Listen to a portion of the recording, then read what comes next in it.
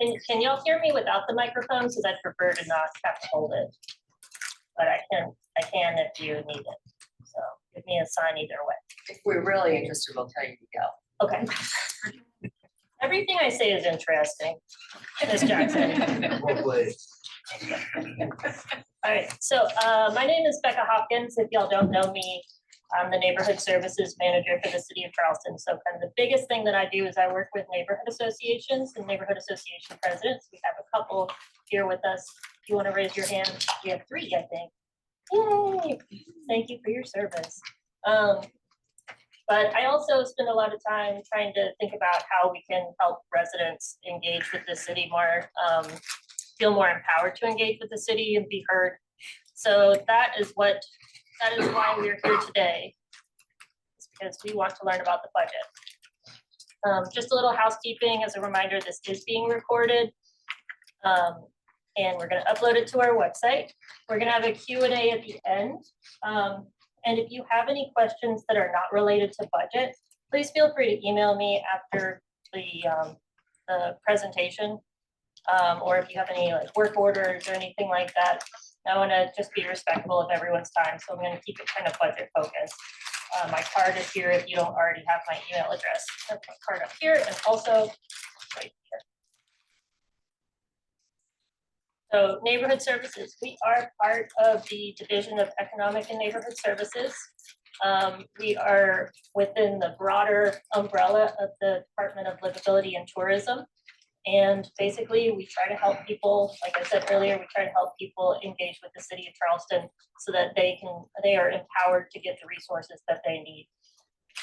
And we envision a city where residents feel empowered to participate in community decision-making processes and have equitable access to city resources. One thing that we are doing this year is we are focusing on our theme this year is called Neighborhood Voices. And that just was earlier or at the end of last year, we kind of took a step back and we were like, well, why are we doing what we're doing? Kind of refocus on our mission. And like, let's have the idea of neighborhood voices or helping people have their voice heard guide what we do this year. So we have this seminar, which is about how to participate in the budget process. We have one coming up at the end of April, where it's going to be a very similar one, except about zoning. So we're partnering with the planning department on that one. And then in late spring, we're working on a renter fair.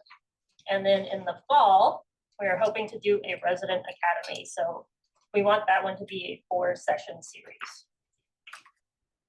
Okay, so here's our agenda for the day. I'm going to introduce our speaker in a second. He's going to go over some definitions. One thing that I've learned during this process is where I live in relationships and feelings part of the government. Andrew lives in very precise numbers part of the government. And so it's been fun working with him because that's not how I operate at all.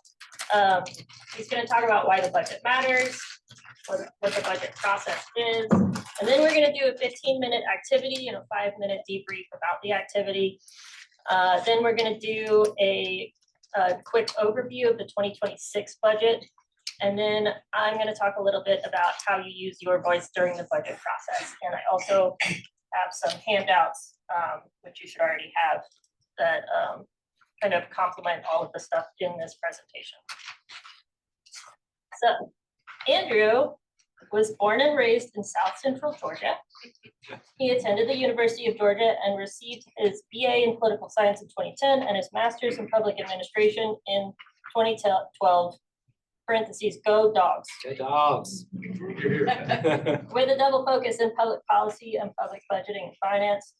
While in the UGA MPA program, he interned for the Georgia Governor's Office of Planning and Budget and worked on federal grants management and reporting for the state. Andrew moved to Charleston area in 2013, where he began his 12+ year career working for the city of Charleston. He first worked for the Charleston Police Department as a budget analyst, then as a senior budget analyst, and then assistant budget director for the Department of Budget Rules and Revenue Collections. Since 2023, He has been the city's budget and management director, overseeing the budget process for the city. He has been married to his wife, Larkin, for almost 10 years, and they live with their 4 children in Hanahan, South Carolina. So, welcome, Andrew. Thanks, Becca.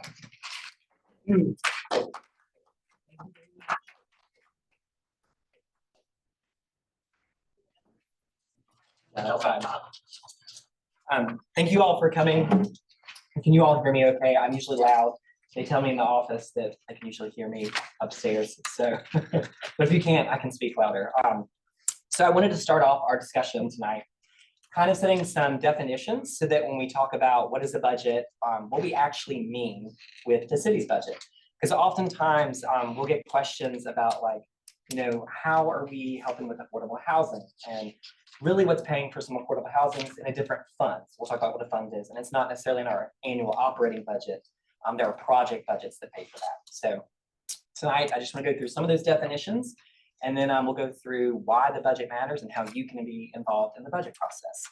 So real quick, I'm the budget director for the city. I'm in the budget and management division. And Becca mentioned there's a handout you all have that talks about some of these definitions, so you can all follow along on the handout on some of it. So my office, we manage the process to develop and prepare and present the budget. And then we also handle managing and the execution of the budget. So we're tracking the budget throughout the year, and then we're developing next year's budget. One of the key distinctions I want to talk about real quick is what we talk about when we say an operating budget versus a capital improvement plan or capital budgets. And so when you all usually are thinking of the operating budget, you're thinking of the operating budget. This is the annual budget that's paying for trash services, police and fire protection. Whereas capital budgets are, here's what the budget is to build a new rec center, or here's the budget to renovate this park. And so thinking of the operating budget, it funds the day-to-day services that you all interact and deal with. And it is formalized in that we have a budget and it's taken through council through an appropriation or approval at council on an annual basis. So every year we take a budget to council for approval. Meanwhile, those capital project budgets we talked about, they're usually part of a capital improvement plan, which is a 5-year, usually 5-year plan where we're estimating when we're going to need funds to come in to pay for building a building, like I said, or renovating a park. It involves sometimes equipment replacement. And so it's less formal in that there's not really an appropriation of the 5-year plan. What we do is in our operating budgets, we appropriate money to go to those capital projects and fund them. And the capital improvement plan is that long range plan. We're trying to see, when do I need money for this 5 years out, 3 years out? So that's just a good distinction to remember when we're talking tonight. Yes, sir. Yes, sir. Do they not ever formally adopt the 5-year capital plan? So we take it to our budget ad hoc advisory committee and they review it, and it's in our formal budget book. But because we're not appropriating, monies 5 years out, it's not a formal budget that's appropriated. We do take project budgets to council, and so they approved each of those individual projects and the budgets for them. Joe, we have a Q&A at the end.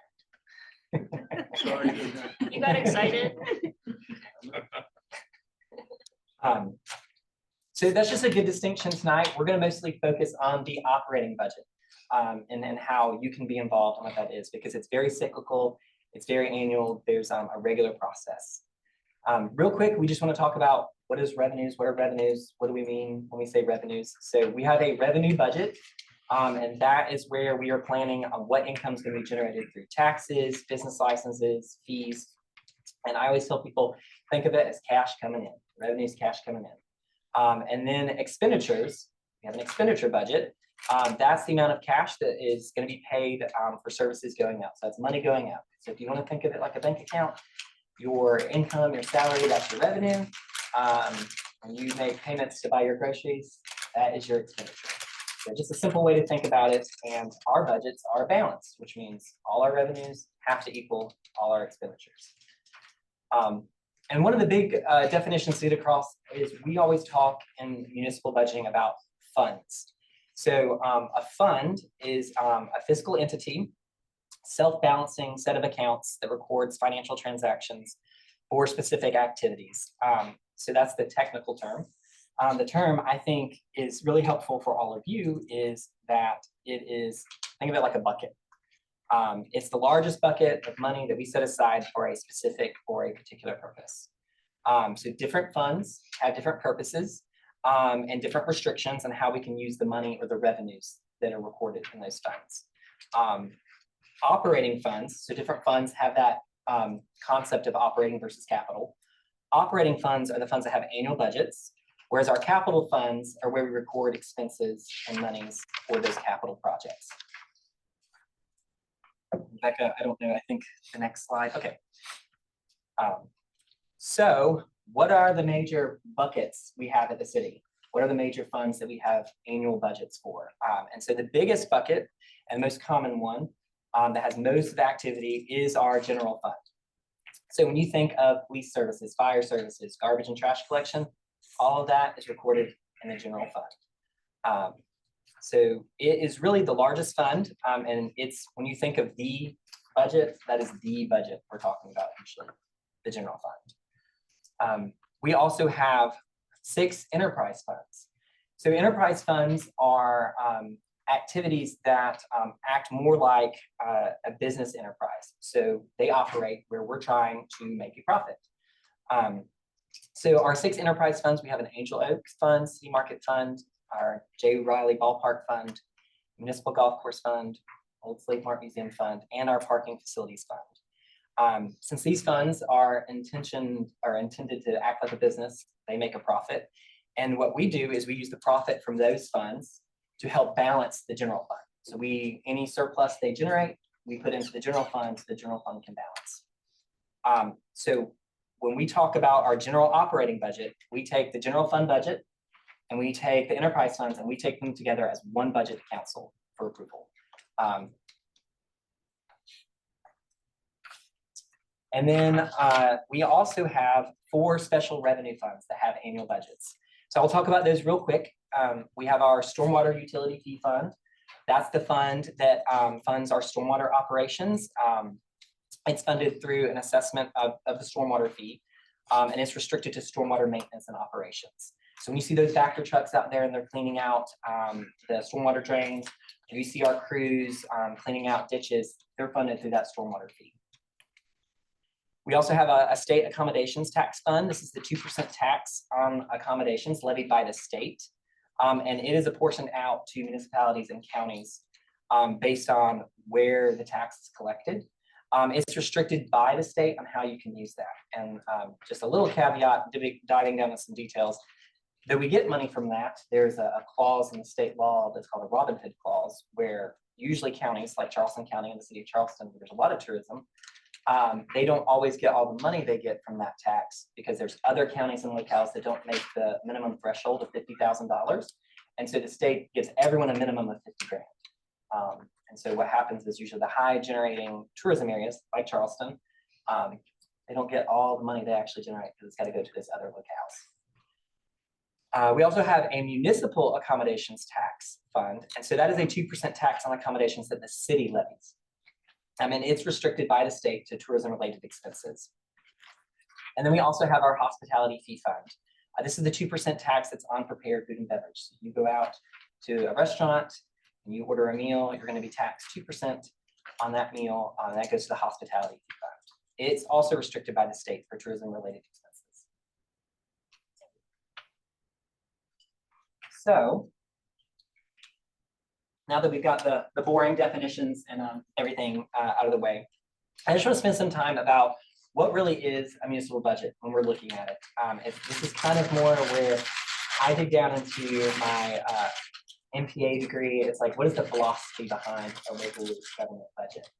And so one of the things we talk about is like a municipal budget is a planning document, right? It's what we set aside for the year of how are we going to plan the use of our financial resources. As a financial document, right? I mentioned already our revenues have to match our expenditures. So I'm kind of like Dr. No as the budget director. When people are like, hey, can we spend money on this? I always say, is it in the budget? Did we budget for this, right? Because if it's not in the budget, I got to take from somewhere else to pay for it because the budget has to always balance. So because the budget is balanced, our revenues have to actually be achievable. So when we set a revenue budget, we can't just slap hey, let's put a great large number out there. We actually have to bring in the money that we're planning on to bring in. Because what often happens in municipal government is people spend the money before we actually bring the money in. So I like to always use property taxes as an example of that. Is you all get property tax bills in September for that fiscal year, right? Well, we've already had 9 months, right, of expenses going on for that fiscal year, and we haven't received any of your property tax revenue. So people have already spent money that we're anticipating you all and paying your property tax bills that we'll eventually get. So our revenue numbers have to be achievable, and we have to be conservative in what we think we're going to spend to make sure that those are going to match up. Because then I have a big problem at the end of the year when our revenues and our expenses aren't matching up. Because if we do not bring in the revenue we were budgeting, we got a problem, right? Just like your bank account, if you spend more than what your payroll's bringing in, you got a problem. So if it's also a financial planning document, the budget is also an operations management document. It's a plan that our departments and our operations people use on how we're going to allocate our financial resources so that we can provide all of the citizens with certain services and programs.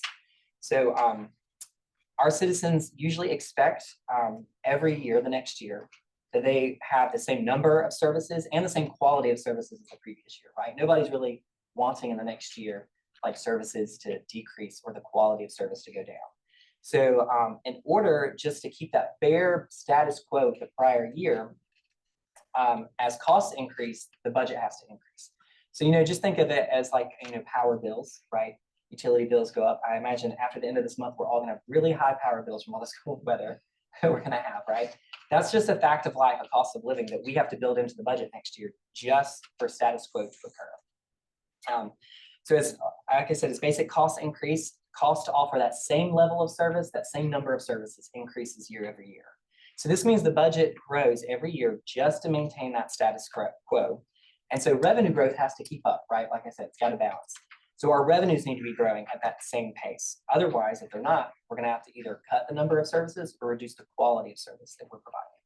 So the budget helps operations figure out how are we going to provide services to citizens? How are we going to provide the quality that our citizens deserve of that service? And so finally, the budget is also a policy document. It tells the citizens, you all, what outcomes do we want for our city? How are we going to use and leverage our financial resources to bring about these outcomes? So financial resources need to be aligned, the budget, need to be aligned with the priorities and initiatives of where we want the city to go. You go to the next slide. So why does the budget matter? And all those things, it is a financial expression of the city's values and priorities. Where the money goes, that shows what you're valuing and what services you're valuing. And so what are the city's values, which we view as long-term, and what are the priorities, which we view as near-term? Go to the next slide. So these are the city's values that we established the 2026 budget by. So the city's actually going through a process where we're reevaluating these values and coming up with new mission, vision, and values. It's been some time, but the 26 budget was based on these current values we have. So I just wanted to walk through those. These values are how we in the budget office, when we receive requests, we evaluate those requests from the departments based on how does it tie to these values that we as the city of Charleston want to present. So one of our values as citizens that we value our diversity, and we're committed to treating every resident with respect, honesty, and courtesy. We value public safety because we value every citizen's safety. And we know that safe public spaces and neighborhoods are essential for the good quality of life we want for the city. We value quality services, providing high quality services at the lowest possible cost. That's our goal of what we want to provide to you all. We value our physical place. We know that the city of Charleston is a beautiful and wonderful place. I moved here from the state of Georgia, but I love now being part of the Charleston area, being part of the city of Charleston and saying, this is my home and this is the area I want to serve, because it's a beautiful place with a great and wonderful history to be a part of. And we know that the physical place we have, preserving that affects the quality of life our citizens have. And then we value our regional partnerships, that we want to work with other government entities in the region to sustain and improve our quality of life. So those are our long-term goals, right? These are a part of those values that drive the budget. And then we have some annual priorities they're the near-term things of what do we want to make sure this budget is doing on an annual basis for the city. So one of the priorities we have is for smart growth. We want to invest in infrastructure, resilience initiatives, and long-term quality service delivery to you, our citizens. We have a priority of safe communities. So we want to continue to prioritize public safety in a proactive way, not just reacting, but being proactive in public safety and having safe communities. And then a priority of sound governance. We want to modernize our systems and improve cross-functional collaboration so we can increase efficiency and higher customer service to you all. And through all that, we actually create savings in the budget in that way. All right, so that's the fun philosophy, if you will, behind what a municipal budget is. I want to talk real quick about the budget process itself in general, and then we'll actually talk about the city of Charleston, the budget process, like a timeline. What does it look like in chronology across the year? So a budget process always begins with preparation, right? Preparing the budget. So what that looks for us at the city is our CFO and the budget staff, we meet with the mayor and we review current trends and future financial trends and goals and priorities. And we sort of start documenting what are going to be the challenges for next year. What do we know is coming down the line? I talked about that 5-year capital plan, right? We're looking at that plan and some other long-range projections to say, what do we see? When do we see a new fire station coming on? It's going to be next year. When do we need to have new fire recruits coming in? Because staffing a whole new fire station requires a lot of firefighters, a lot of equipment. That's a big ask on the budget to get all that together.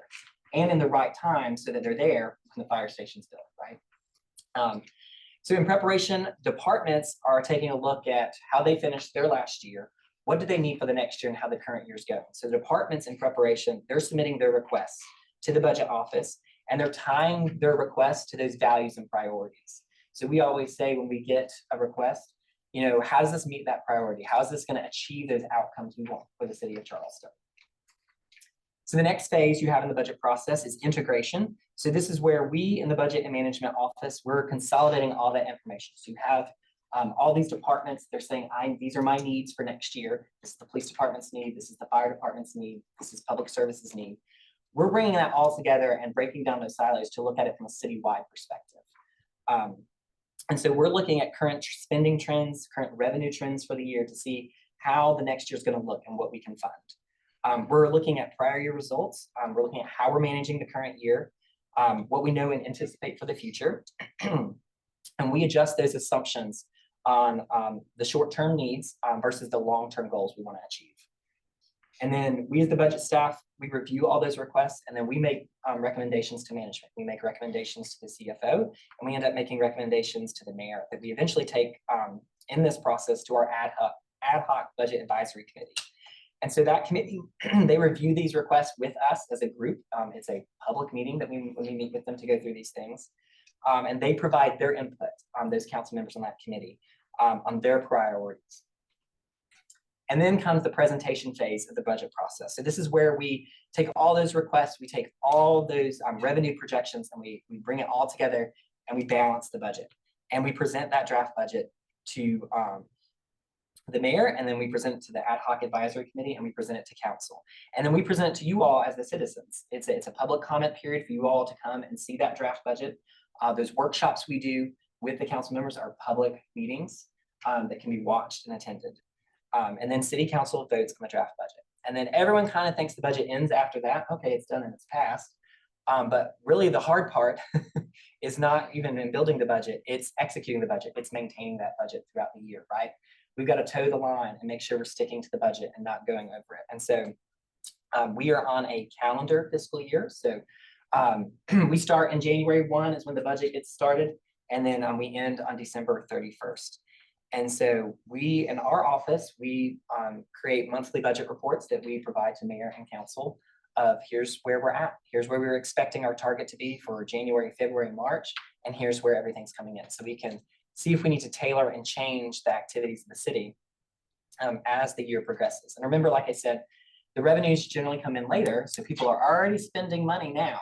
So if we start to see the revenue trends aren't meeting where we think they need to be, we got to go out there to the departments and say, well, you need to back off a little bit. Let's make sure that the revenues can meet with what we're spending. And so I always like to stress with everyone that the timeline for that budget process is actually a very tight and narrow timeline. So when I'm scheduling out my year, I always start at the end of December of when do I have to have the budget passed? Because we don't want to appear like the federal government. We don't have an approved and appropriated budget. And so the city cannot operate on January 1, right? I don't want to be in the news for that. That's not what I want anyone to ever say. So I'm always saying, okay, what's the last possible date I need a budget passed? And that's that final council meeting in December. Well, the budget is an ordinance, which means it has to have a second and third reading. So I've got to go one meeting before that to actually have the first reading of the budget presented. And then we have a city ordinance that says we have to actually present a full budget at least 2 weeks before then. So I got to go 2 weeks into mid-November. And then state law says we have to actually advertise in the paper at least 15 days before the first reading. So I got to go 1 week before then. So really, I don't have a full year to create a budget. I'm now at the beginning mid-November where I got to be completely done with the budget. So from that point, I want to go all the way back to the first part of this timeline is usually what we do is around June and July, departments are submitting their requests. We can't have them submit too early because not enough has happened in the year for them to really be able to assess what do I need for next year, right? So we can't really start in February saying, hey, put in your budget request because they have no idea how 2026 has started, right? We got to give them some time to figure out what we put in the 26 budget. Is that working? Do we need a shift so they can know what they need to ask for in the 27 budget? So departments start around June and July putting in their budget requests. In July and August, my office and me, we're looking at those requests, we're evaluating, we're going back to the departments. We're saying, hey, do you really need this? Is this really going to happen next year?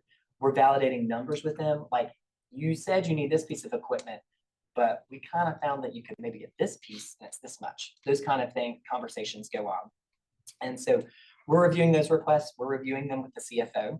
And then in September and October, that's when departments. Is the CFO the treasurer? Who's the CFO? So the chief financial officer is the CFO. So she's my department head of budget, finance, and revenue collections. So she is not the treasurer. not the treasurer, but she is the keeper of the purse, if you will. Everything's got to go through her if it wants to get paid. So in September and October, those departments, they're coming to that ad hoc budget advisory committee and they're publicly presenting their requests is what they're doing. They're saying they're kind of fighting for it, right? Because remember, because revenues and expenditures have to equal, the pie is limited, right? So they're putting out there and arguing their case why their request meets those values and priorities for the next year. During that time, CFO and the budget officer are also meeting with the mayor, kind of shuffling around where direction we want to take everything in. And then in late October, we're finalizing our revenue projections. So like I said, a lot of our revenues, there's a delay. So take local option sales tax, that's part of a big chunk of our revenue. There's kind of a 2-month delay on when we get that revenue. So by October, I really only have revenue for like half a year, maybe a little over half a year. So I'm trying to project a whole next year's revenue with really only 6 months of revenue to see how trends are going and that. So in late October, we're finalizing our revenue and we're saying, okay, here's the revenue. And then here's the ask, right? And the ask is always way more than the revenue is. So how do we pare that back, right? And that's where we go back to those priorities and those values and what we know is going to happen next year. So that in early November, we're presenting that balanced budget to the ad hoc advisory committee so I can meet that mid-November deadline. So it's really a very tight time frame that all of this work has to happen. And that's something I always stress to everyone because it always feels like it's like a rush to get it done. And it's a big lift to provide that. So I think we're going to stop there and have an activity that I think Becca's going to come up and introduce. So in thinking about that, the budget's all about trade-offs because that's going to be helpful in the activity. Andrew, can I ask one question? Yes, ma'am.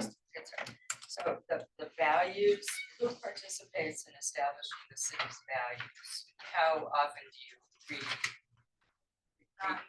Yes. So the values that we have here, I know they were here at the city when I started 12 years ago. So they've been part of the values a long time under Mayor Riley's administration. So I know there is a group of department heads, the executive group that have been working through. I don't know exactly who all's a part of that group, but I know the CFO was in that group. I know a lot of the department heads and the section chiefs were involved in setting those values for So the the city. budget committee doesn't really get involved in reestablishing, authorizing, revaluing the values.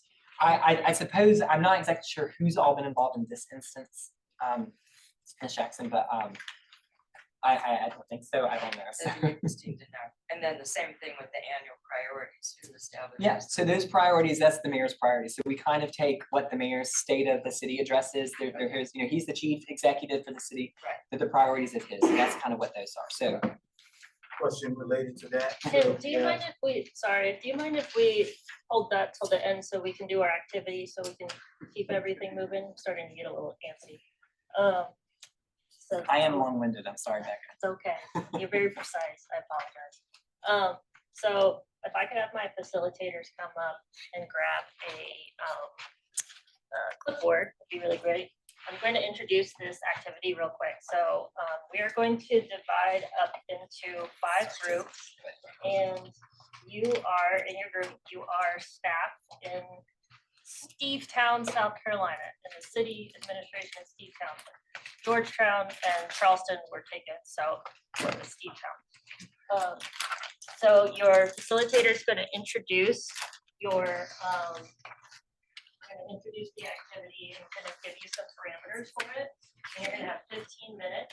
This is why I was really antsy about time. And then we're going to do like 5-minute debrief. And then we're going to finish the presentation and have a Q&A.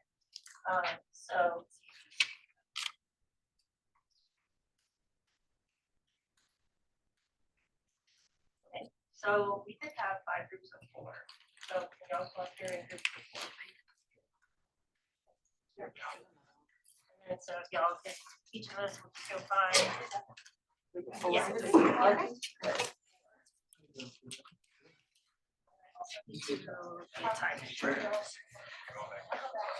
I'm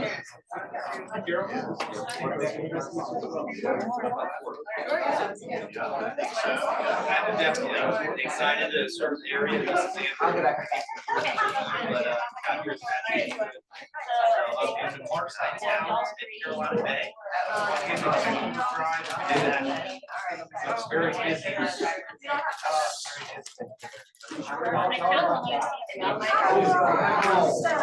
Was there a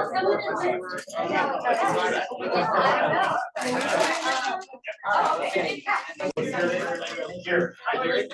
Okay, I'm gonna sign it after just a little bit. No. I think Ladies? Okay. There you go.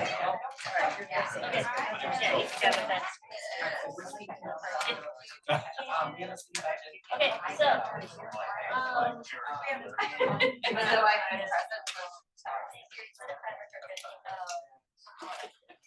We trust. I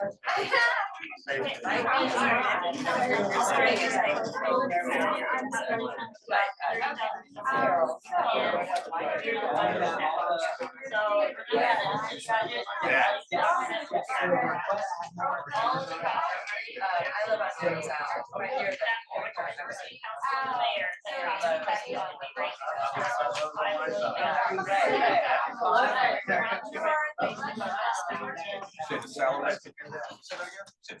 I'm in.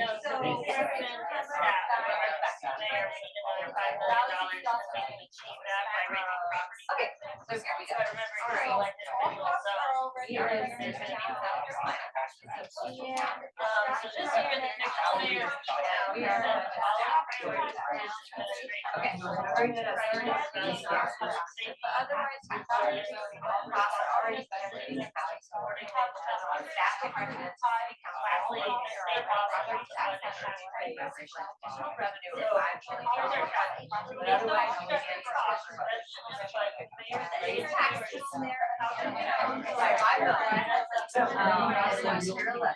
Can also happen to be all.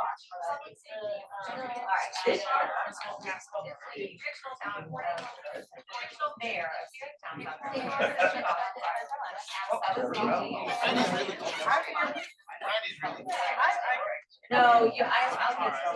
Okay, Okay, so based on projected fee, I can read yours. No, you're doing great. So basically, you'll just have to figure out how you're going to divide this up. And then I'll get the spokesperson a piece of paper that has the. Public safety. say resilience, staying alive.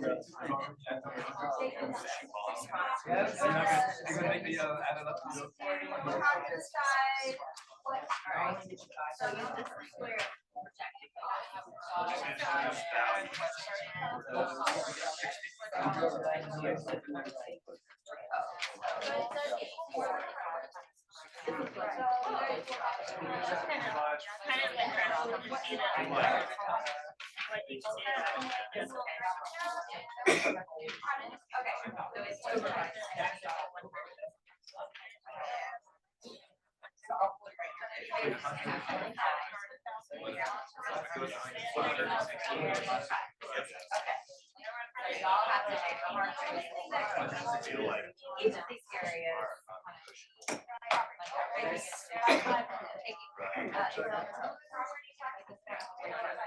This is the. 30,000. The statements below.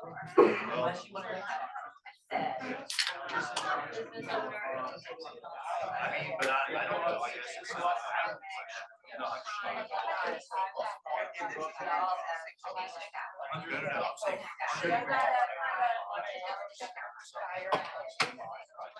So do we know like?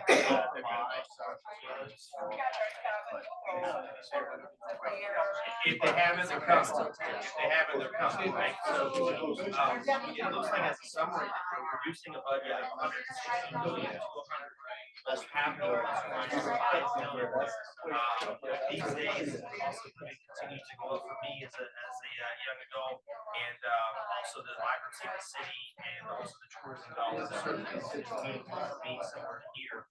So I almost say 105 million, just because it's tough to not spend and actually get. So even though I Some may not be agreeable, but I almost say so we're reducing 11 million budget expansion that. Services and options, but I feel like then you're gonna get 5 million probably elected, doing such a damn good job. People are safe, getting money, businesses are happy, people are loving life. That's just my opinion. But I'm happy to contribute to the questions. Certainly, but that's just my initial take. So. Last thing, have you had your taxes raised, just out of curiosity? So, to me, it's happening less and right, my cost of living goes up, but I appreciate that. You said from the.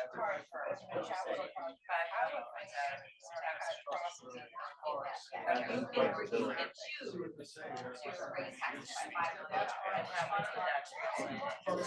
Well, that would give you 5 million. Yeah, so then 105 million.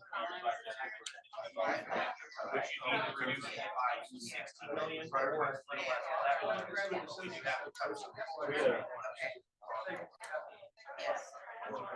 Right, no, I understand. I'm just trying to extrapolate then what would that mean to people. Well, there's 37. Oh, yeah. If you divide it by 5 million by 30,000. So that's the gap. So, it's tough to, have a fire recovery, so it's gonna be tough to maybe take away from the fire budget. We even have some president comments who are saying, hey, fire marshals and, that's all. So I don't know that fire, does anybody want to reduce fire at all?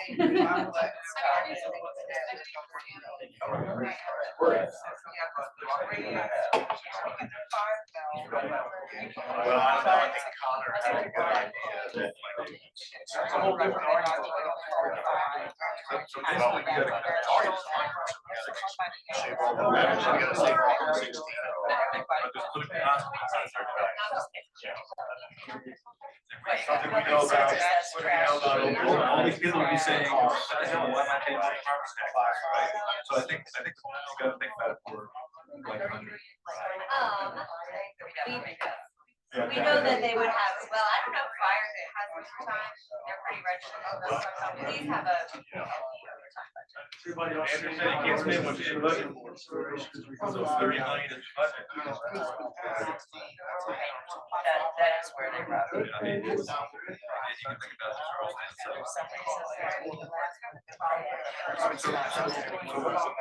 Everybody's gonna want to.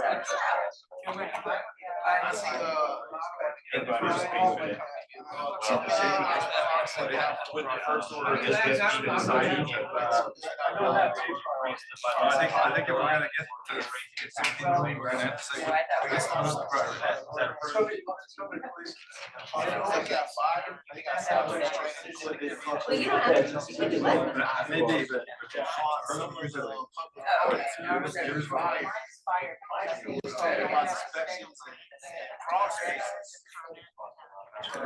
So if you take, divide 30 million out of everything he's so far, salary, training, equipment, vehicles, you really big on inspections. How much of that 30 million can we cut in fire? The biggest part is inspection. That's all that wants to try to inspection, can we cut salary, training, equipment? Let's divide by 2, 3, 4, 5, 6, 7 into that 30. Let's say each one of those projects.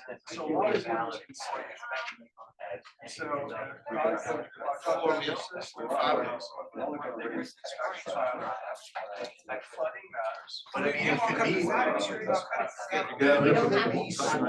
If we look at supply, I just 30 million.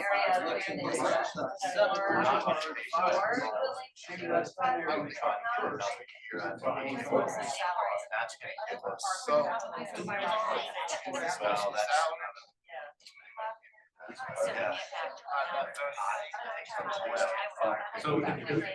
something, I have a match. Public service. That's 85. I mean, that's what everybody's trying to get. And it's our job is like this budget part. Our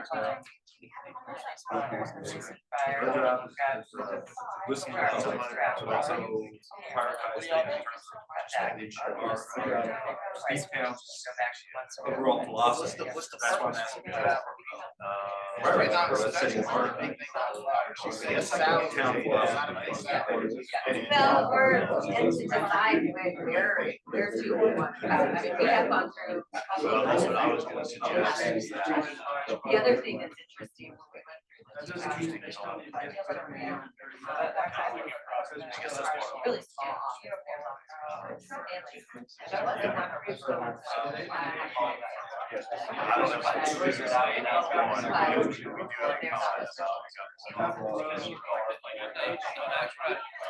challenge people. It's the middle of November.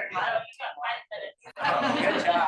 So let's take it. You're not gonna bounce, but that, to the point that it's like Congress saying, yeah. we did budget it. Once Just we're gonna facts, get and there, then everything else has to. If you look at it, Exactly. so with 5 minutes, we have more terms on the end. Yes, so you Okay. got that sheet.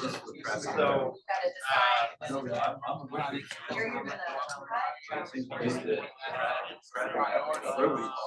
Well, I think you were on a good track with the question about like, based on what you heard out, where would you prioritize? I think the city's cut parks and capital. That's not. so fire.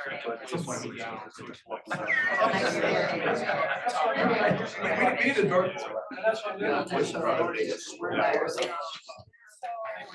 We are a coastal city, we're not, I don't know if it's contemplated. Well, I mean, you know, Becca might have made it tough. It's a Sophie's choice. Cut 3 out of parks. Yeah. Capital projects. Well, Gotta find it. We're gonna present this. We have this done in the next 3 minutes. You can think about it too. We don't have to. No, just, I mean, I'm just looking at this, the ratio of the number. It's very much. Whether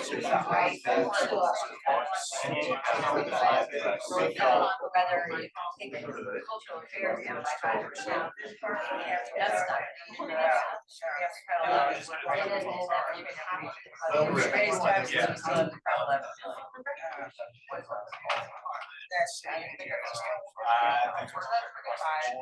Okay. Because that's 10%. Yeah. So we're down to one. The challenge. You know, what would they prefer? Yeah, but everybody else is. We are. These are all very interesting. Well,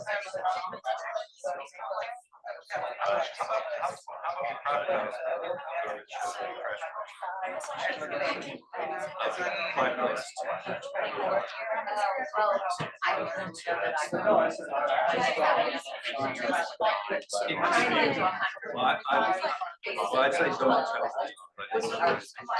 We're trying to save the limit, so how about using that in consideration, to see losses, police, fire, traffic. That's what I'm trying to tell you, I was like. I would think we're just gonna take it that way.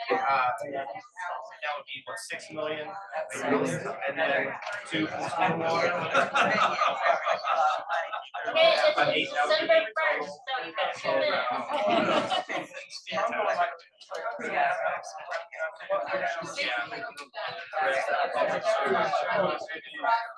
Already got 11.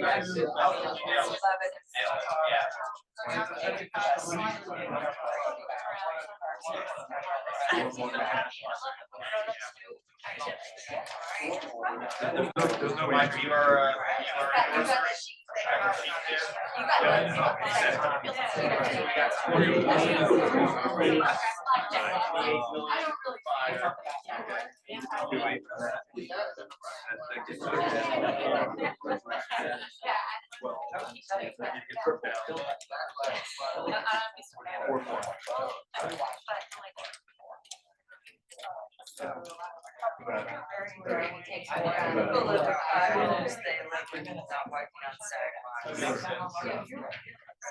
And here's your 1 minute warning, so start writing down your numbers if you haven't already.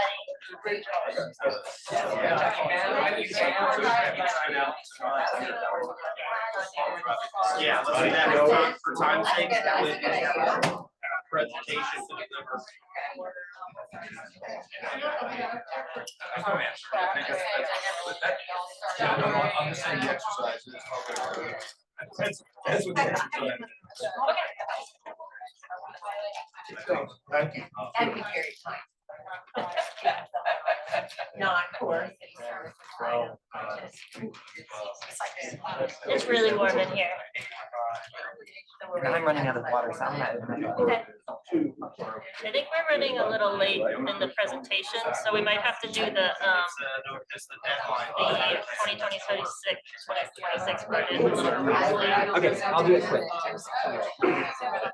You'll do a good job. Again, it's the exercise.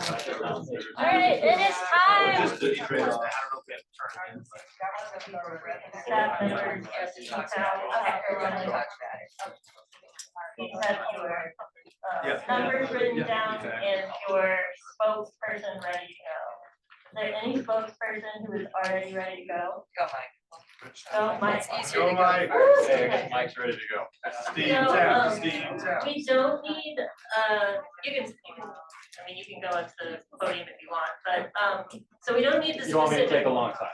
That's what you. we don't need the specific numbers, we just wanna know like how you all made your decisions and kind of what you had to take from to add, like, how y'all got to where you got. What was the gist? All right. Well, we had a bit of a spirited debate, I would say, in terms of how we wanted to go about doing this. It's a difficult task. It's the purpose of this exercise. Hold the mic up a little higher. a little higher, okay. And so what we did was we looked, we had a number of different ways to take a look at this thing. We thought what's important, all of them. Or we wanted to avoid cutting things too severely. We wanted to avoid raising taxes if we could. At the end of the day, we could. And so we decided to somewhat proportionally reduce the largest categories. Leave the two smallest categories alone and raise taxes. All right, awesome. Thank you so Yeah, much. Good explanation. That was a good explanation. All right, who wants to go next?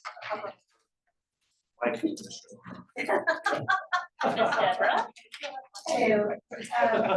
We basically started with, I'm sorry, we basically started with what we were told our values were and what the citizens had talked about. And so one of the main things that we said is, you know, doing budgets. If the top line doesn't have any money, your bottom line, you can forget about it. So we want to put as much to the top as we could. And so what we focused on was this backlog in the fire marshal system, which also is our fire marshal services, right, our safety. So we're gonna get, we decided, that was our most important thing, by the way, is to get the backlog done for the fire marshal so that these businesses can open, so that they can make revenue, so that they can go to the top line, so that we can balance. Love it. I love it. This is the trick down. Awesome. All right, who's next? Hello. So as we were looking at the budget, the first thing that we wanted to do, because we're for the people, is to look at the comment section of what was important to the people that we're serving. So based on that, we knew that a lot of these items we didn't want to take that much from on the budget. So instead of us increasing taxes by the full amount, we just went half, because we can talk through the ability to still provide services without fully raising the taxes completely. And then from there, we began to look at how can we possibly, as we're trimming some of the projected costs, maybe there's some opportunity for some of the departments to possibly expand. So for instance, if we're taking some from public service, the street sweeping, but we know that the police is engaged with the community, maybe by a fourth of the police being out in the community, that gets our neighbors excited about being in their space where they're now going to take care of their space. So because of that, we won't have those very loud, noisy street sweepers that are waking our elderly up in the middle of the afternoon when they're resting. But we really wanted to maintain the core and be of service to the people, but also make sure that we can survive. Okay, who's next?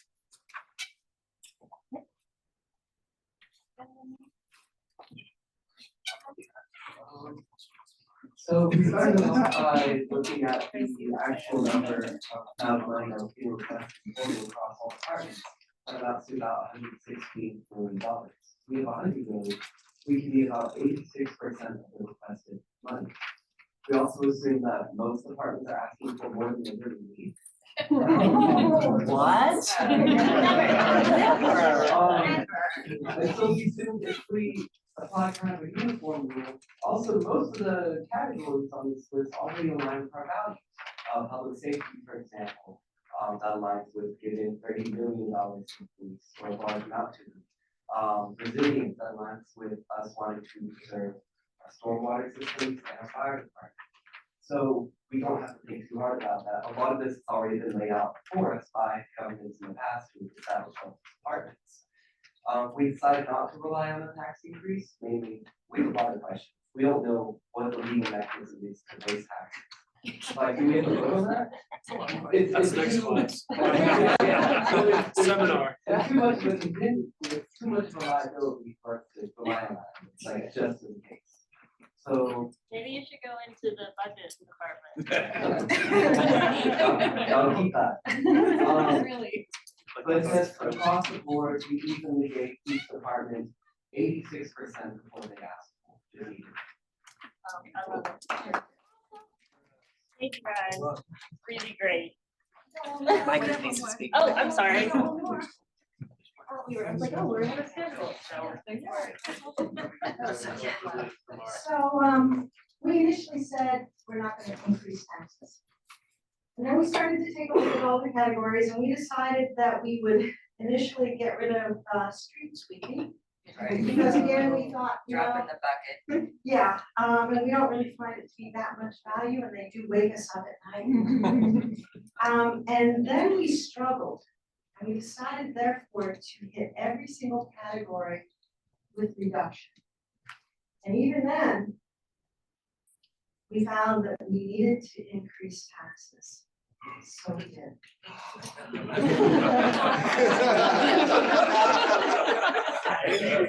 We did balance the budget. Okay, that was really cool. Thank you, guys. Well, basically, I think y'all, the purpose of that kind of self-evident is just to show that it is hard. I would not want to be a budget staff. It is hard. And a lot of hard choices have to be made, and nobody is 100% happy usually. So thank you, budget staff. Thank you all. The conversations you had, that's exactly Yes. what we talked about. Thank you, budget staff. We're- And we probably have like 10 minutes if we want to do a 10-minute Q&A. Yeah, I think that one's mine. Let me just, we're gonna skip this, or do we wanna just? Do you want to go through it just kind of quickly? Yeah, so in your hand, real, sorry, question, in your real life exercises, I imagine you have a whole lot more information. Rather than just sort of what we did was ultimately arbitrarily just slash. right. Yeah, right. We have those conversations with the departments when they submit their requests and we're evaluating. That's when we go back to them. We always ask, what if we don't do this? Like, what if we don't, right? What are the repercussions? And so that's what we have to weigh against that if we don't do this, but we're doing this, how is that all gonna balance out? So yeah, exactly. Again, very simplistic, right, what we just did, because a lot of times when it comes into the revenues, we can find certain restricted revenues that we can fund certain specific things, like, oh, I can use this revenue. And so we play a fun little game of like creatively funding things. What did you say? Tetris. Yeah, it's kind of like, it is like Tetris a lot of times. So yes. So I know we're running out of time. For big tax increase. Except for. No. That's what group you're asking. That's true, it does depend what group you're asking. So I know we're running out of time. I want to hit some of the, in your handout, you have all these charts and graphs that are actual data from the 2026 general fund budget. It also shows some of our other budgets. So I'm not going to go into as much detail as I wanted to, just because I'm running out of time.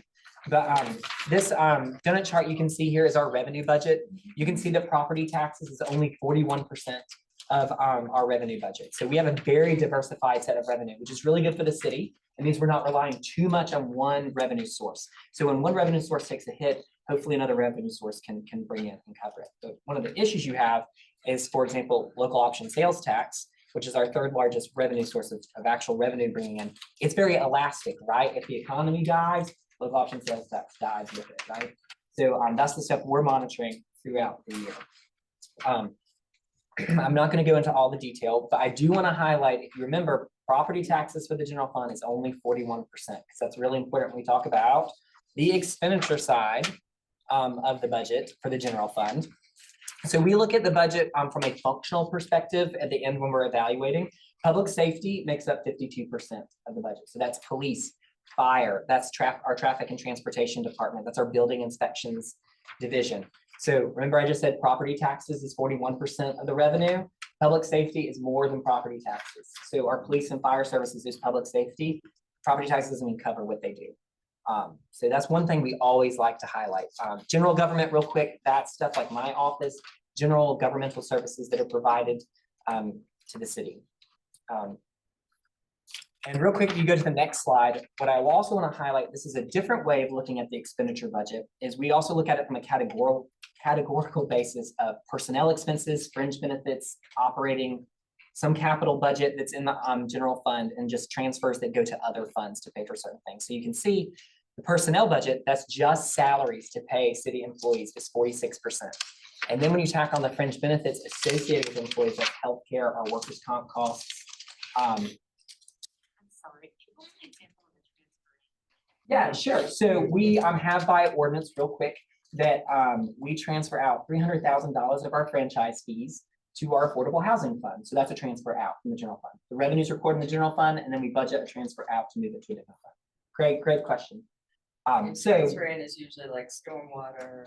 yeah, so on the revenue side, if you have a transfer in, like in the general fund, we use some of our hospitality, that's those tourism dollars to fund certain things. That's a transfer into the general fund. So it's a revenue in a different fund, but we transfer into the general fund. So again, just looking at the expenditure budget, the personnel salaries alone is 46% of our budget. Again, going back to property taxes, that's only 41% of revenues. So property taxes don't really even cover paying all the salaries for the whole city, if you look at it from that perspective. And if you look at our fun little donut chart of expenditures, really, if you're going to cut the budget in any significant way, like a really huge way, like we just did in this exercise, we're talking about cutting personnel and fringe. That means getting rid of positions, that's letting people go, employees go.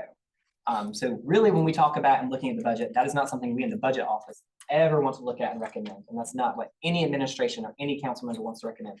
So we're really looking at that little pie of about 30% of the operating budget.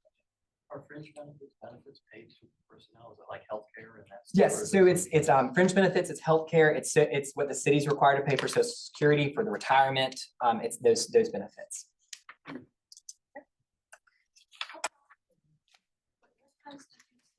Yeah, sure. So operating is buying all the supplies that the parks crew needs to maintain the grounds that they maintain. The operating budget is all the contracted services. So the garbage and trash services that are contracted out, that's an operating. The gas that we pay to run all the city vehicles, that's an operating budget expense. Also included in that operating would be debt service, right? What we're paying for those bonds we've taken out to build our capital projects. All right. So I'm going to stop yapping. Becca's going to come up and finish this out. Thank you. So, kind of my bread and butter is really where y'all can be heard in the processes. So in the handouts, probably the biggest thing is that like loose handout that has the Innovate Charleston link on it. And that is how you sign up for public comment at a city council meeting or any of the other meetings that have public comment. So you can see that I put myself with a megaphone on this slide to represent using your voice.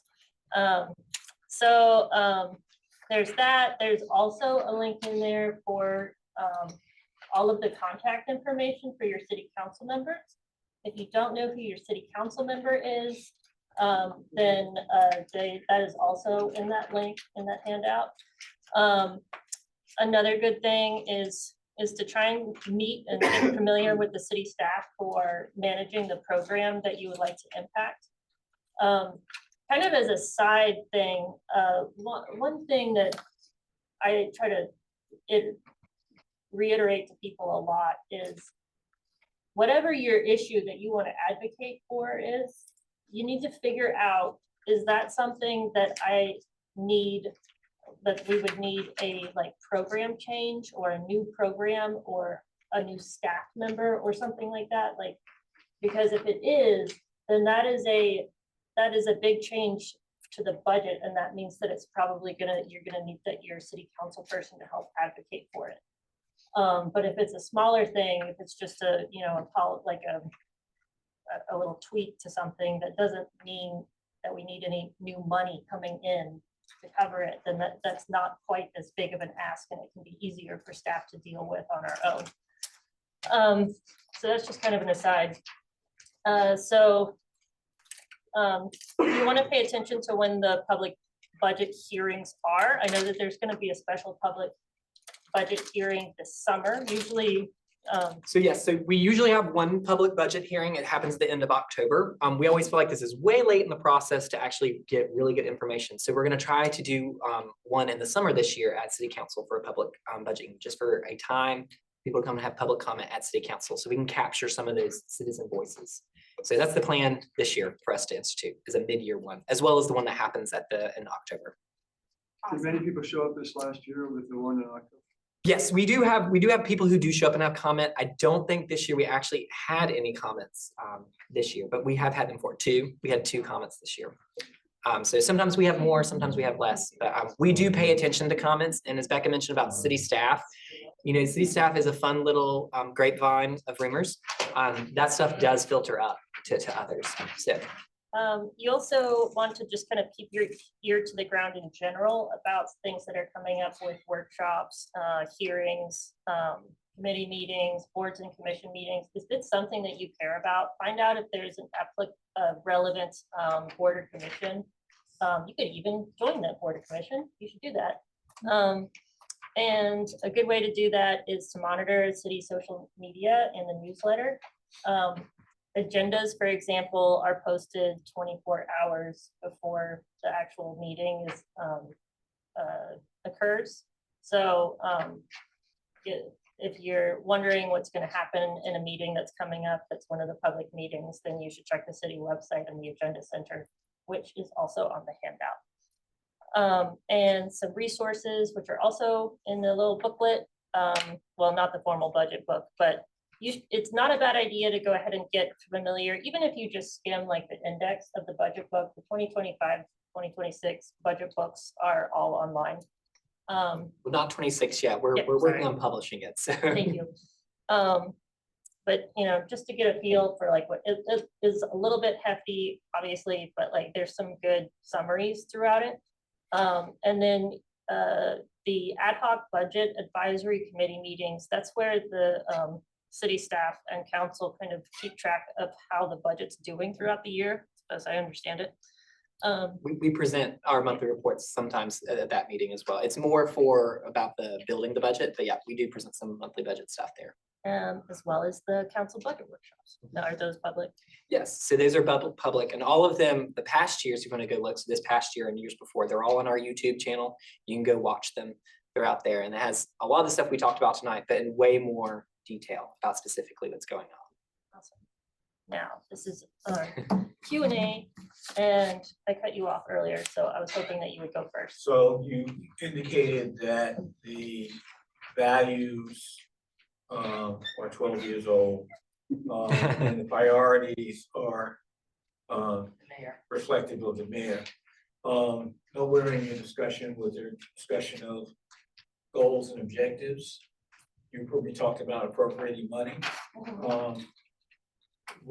Where is the discussion about the indicators of performance that are taken up as a consequence of money being put in?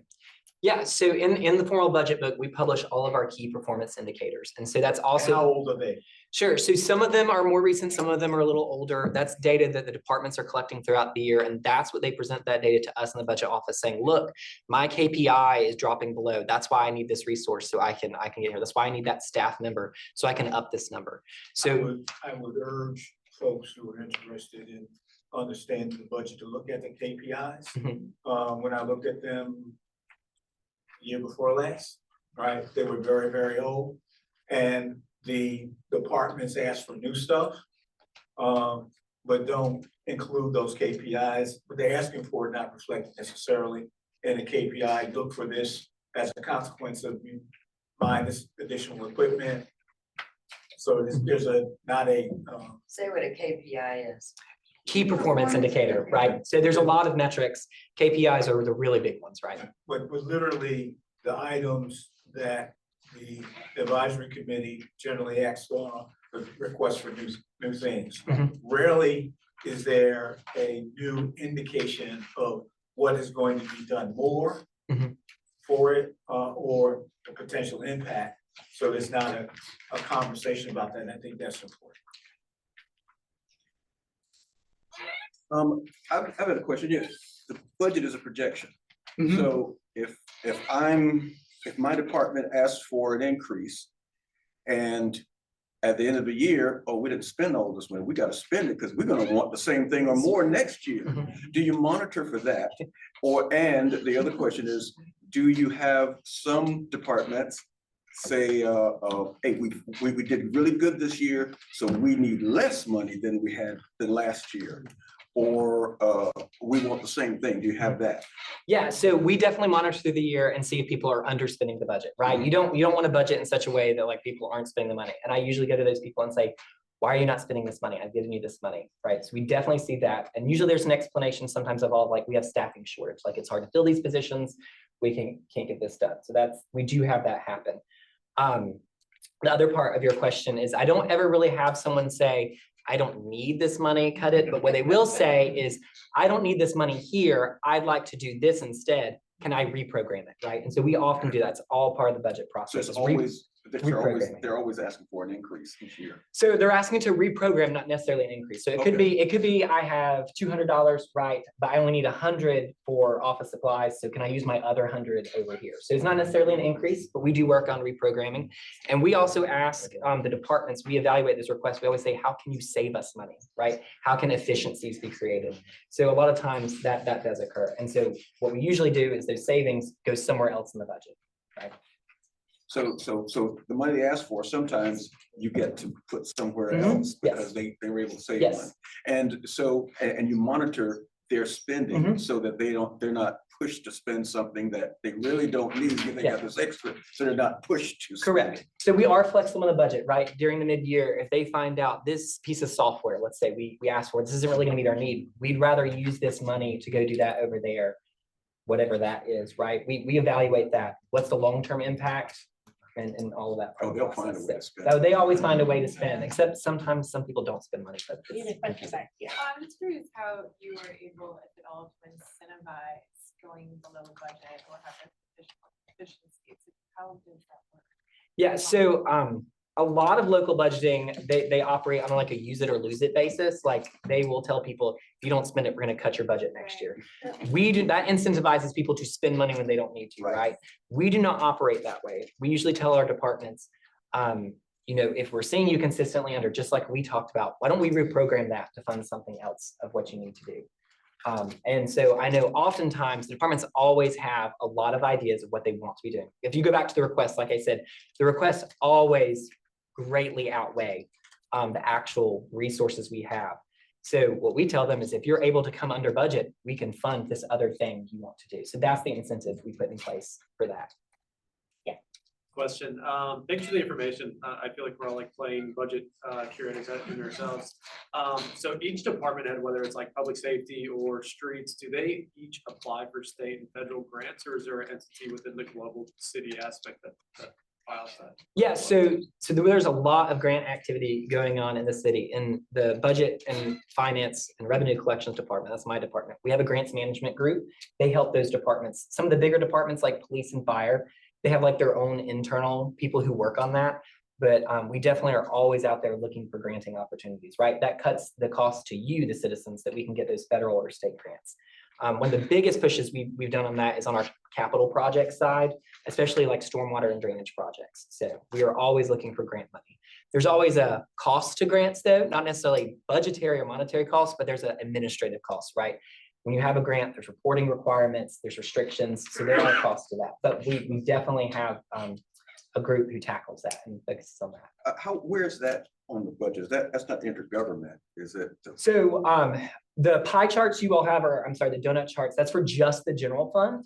A lot of the grant money we get is not really shown in the general fund. We have a grant fund or a special grant fund that those come in so that we can account for them separately and they don't, like the monies don't get mixed, right? It makes it easier to account for. Or usually for a special purpose. Yes. Yeah, Becca, maybe some advice on how to provide input to the budget process, because I was part of a group this last year that tried to do that. Not sure that we were successful at all. We put forward, it's a peninsula, the presidents of the peninsula neighborhood associations. We said we advocated for increased maintenance of storm drains. Only once a year on an annual basis is it done, non-emergency. More sidewalks in various neighborhoods, and then talked about parking. We submitted a statement to Mayor and Council, no response.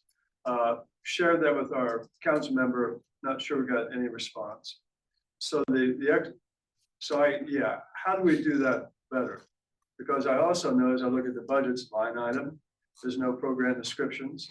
It's only in the narrative budget that comes out sometime after the adoption that you see any programmatic description. How do we do this better?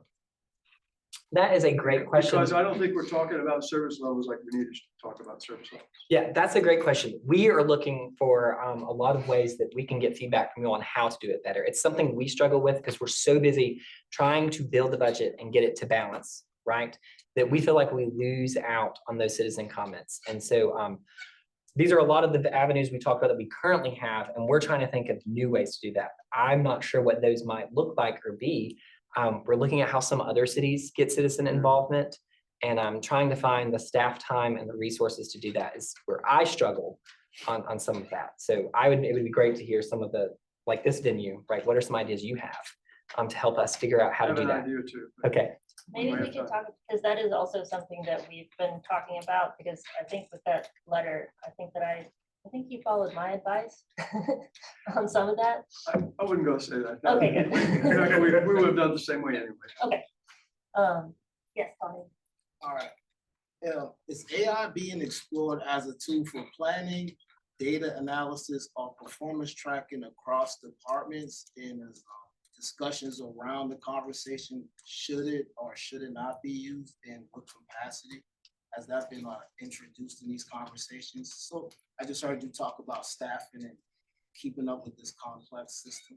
Not to take away from people, but to help human error and to keep up with the complexity of the budget.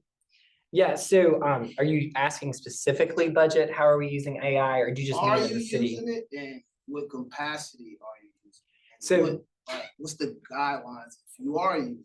Yeah, so the city is just starting to work on a formal AI policy. I think there's a steering group. I'm not technically a part of that group, so I don't have all the details. We're not using AI to help us build the budget. But we do have new software tools that we've not had in the past that have greatly diminished the time it takes for us to run those analytics and spit it out. I would love one day for us to be able to effectively use AI in such a way that we understand the numbers that AI is giving out to us, right? The thing is when you manually analyze something, you get familiar with the numbers and you know the data behind it. So when AI gives it to you, you don't actually know if the categories you're getting from it is actually what you think the categories are. So it's definitely a possibility in the future. We're looking at it as a city. I think it helped me and my staff to be way more efficient in a lot of ways. But I hope that answers your question. Everybody loves AI. I'm kind of old school. I'm an old man in a somewhat young body. Let's do one more question. And I think I saw your hand first. Yes. Okay, actually, I've got two questions. The state aid tax you mentioned, that we don't get back everything that we put in. You got to give us an idea of how much that is? I don't really know. We get some stuff from the state, and it's been a while since I've kind of tracked and looked at it. So I don't really know what that amount is. So the other thing then is looking at your spreadsheet here, for the 2026 revenue budget, $457 million. Is that everything, or are there other projects and stuff? Is that the total amount of money that the city brings in and staff? Yeah, so going back to our conversation at the beginning about what an operating budget is, that 457 is all of our annual operating budgets. That's what all those funds we talked about are. There's definitely other things the city is doing. We just don't have an annual operating budget that's doing those things, like capital projects. Right, so how much is that total number, So I would recommend you go to the annual consolidated financial report, the ACFR, that would have all of the actuals on what we're spending. But is that user friendly, or is it? So there's some really, that's a great question. It is not, it's very technical, right, that book. So I know one of the roles, and so just to differentiate, I'm in budget, finance does that, so there is a split. But I know there is a goal eventually for us to issue what's called a PAFR, which is like an easier to read version. So it's it takes a little work to get that in a way that is understandable and is accurate, right? That's some of the problem with some financials, is that you can put it out there, but there's a lot of miscommunication, and that's that's why I spend so much time on definitions. I'm a very clarity kind of person on what are we talking about here. So all right, well, thank you so much for coming. We really appreciate it. Thank you all for coming. Thank you for doing the exercise too. That's my life. If you have other topics that you might want us to consider for other